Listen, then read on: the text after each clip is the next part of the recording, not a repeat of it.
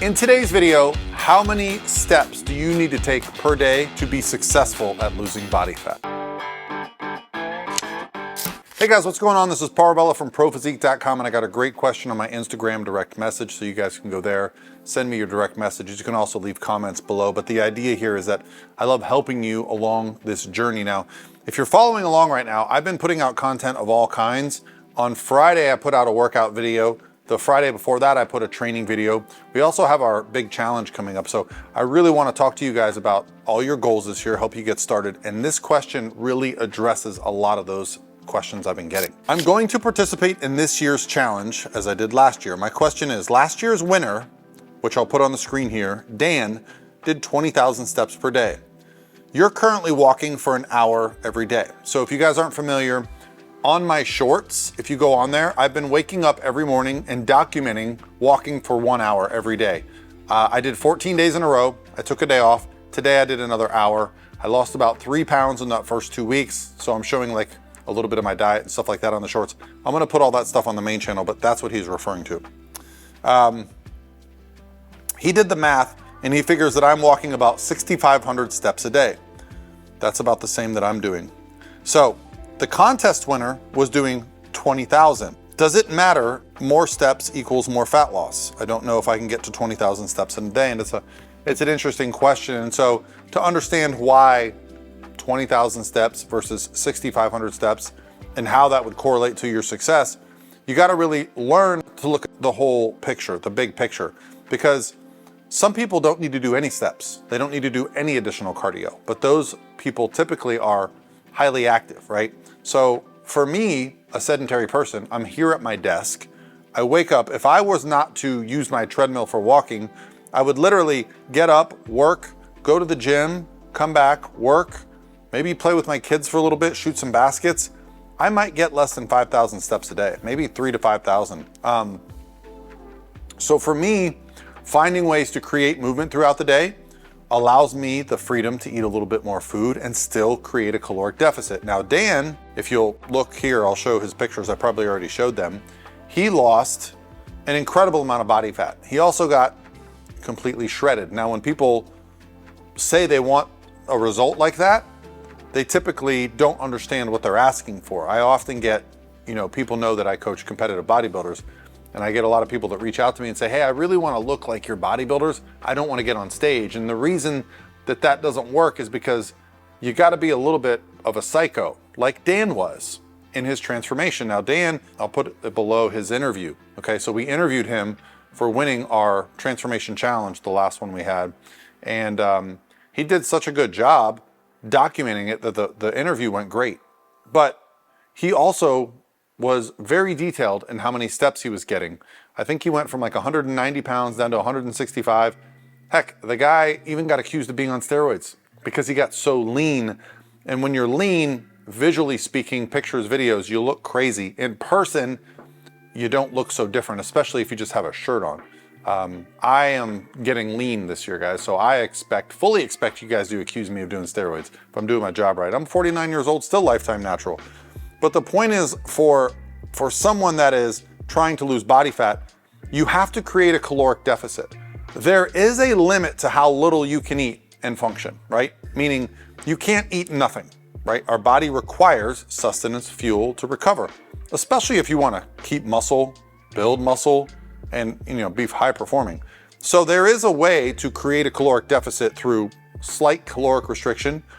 I will say this, there's very little limit to how much movement you can do throughout the day, especially if it's low intensity, steady state. Now, why does low intensity, steady state matter more to me? Well, as someone who's done every form of cardio, I'm more aware of the research than most people because I'm someone that always needs to understand why. And I went back to school to study exercise science, right guys? So I actually understand the science behind high intensity cardio, moderate intensity cardio, low intensity, steady state.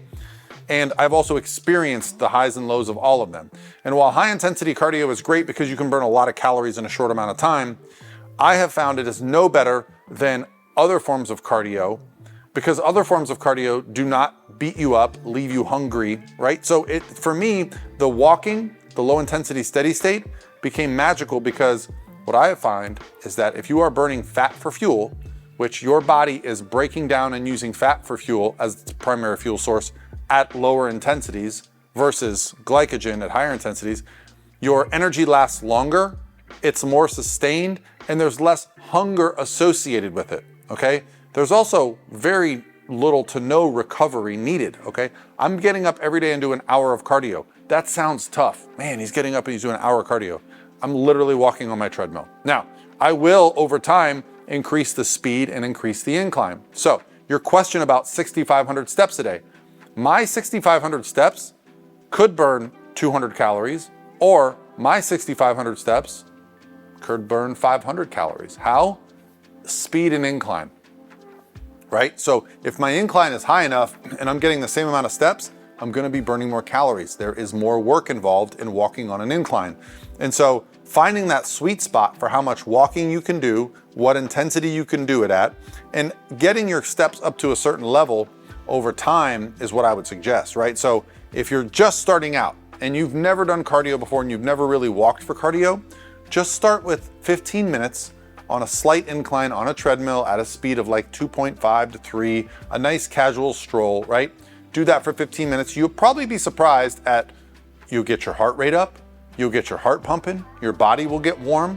I've worked with some men that were over 400 or 500 pounds before and helped them with fat loss, and just walking for them was so beneficial for, digestive and burning calories and feeling better. And I don't think most of us realize just how great walking is for us. And I probably beat it like a dead horse, but it's like a cheat code. Guys, I'm 49 years old. I just walk, okay? And I go to the gym 5 days a week for an hour. It's not this magic, formula or this super challenging thing. Now, I have been lifting weights for 30 years and I have figured out some things with nutrition. Diet plays a huge role. But if I'm at 6,500 steps now or an hour of cardio, when I hit a sticking point, let's say I stop dropping fat, I have a choice. I can either decrease my calories or increase my cardio. What I typically do is a combination of both, right? So if I'm at an hour of cardio 5 days a week and I'm at 2,500 calories, I'll probably drop my calories down to 2,250 and I might add cardio for 6 days a week. Or I might do 60 minutes, 6 days a week, and then, maybe a 15-minute session later in the day. I might find other ways to move more, but moving that needle so I'm keeping that caloric deficit, because as your body loses body fat, you require less calories to maintain it. So you have to, over time, kind of adjust downward in calories and upward in cardio. Now, this for me has been a complete game changer, because when you talk about a challenge like our transformation challenge, what typically happens is when you give yourself a deadline or a date, like a challenge, like a photo shoot, for me, bodybuilding competitions, you no longer go, what should I be doing? What is the best thing to do? You start to go, what can I handle? What am I capable of? And that's an exciting place to be mentally, right? No longer are you just waiting to be told what to do. You're actually pushing your own boundaries. And this is where greatness comes from, right? And this is where we see physiques that seem unobtainable to us, because we say things like, well, I don't have an hour a day to do cardio. Okay, but don't complain that you're not getting the result. And I'm not suggesting that everyone needs to do an hour of cardio, but what I'm saying is you have to find ways to reach your goal, not just fall victim to your circumstances or your excuses, okay? So for me, that's why I love these type of questions, because when I talked to Dan on the interview, I was so blown away at his execution of his plan, and the before and after transformation was just amazing. I mean, he went from looking like your average everyday dad bod to literally people accusing him of being on steroids just because he lost some body fat. It's crazy. So crazy work to Dan. Great question. I would suggest, if you're doing cardio, you're tracking steps, just remember that when you hit a sticking point, that's your new maintenance, and you've got to make that next adjustment, okay? And keep things moving forward. The human body is amazing. When you put it in position to be successful, it'll succeed for you. And if you're interested in joining the challenge, I'll put the link in the description box or in the comments below. We've got over 100 meal plans and training plans, a private support group, weekly videos. We answer your questions in the private community. You guys all support each other. They share recipes, they share strategies, they share schedule. Heck, they even just share motivation. So let's go. Let's make 2025 a great year. I'm doing it. I'm starting off this year with a nice aggressive fat loss phase. I turned 50 this year, so I want to do a photo shoot. Maybe I'll do some other fun things. Okay, let's go. Talk to you guys tomorrow.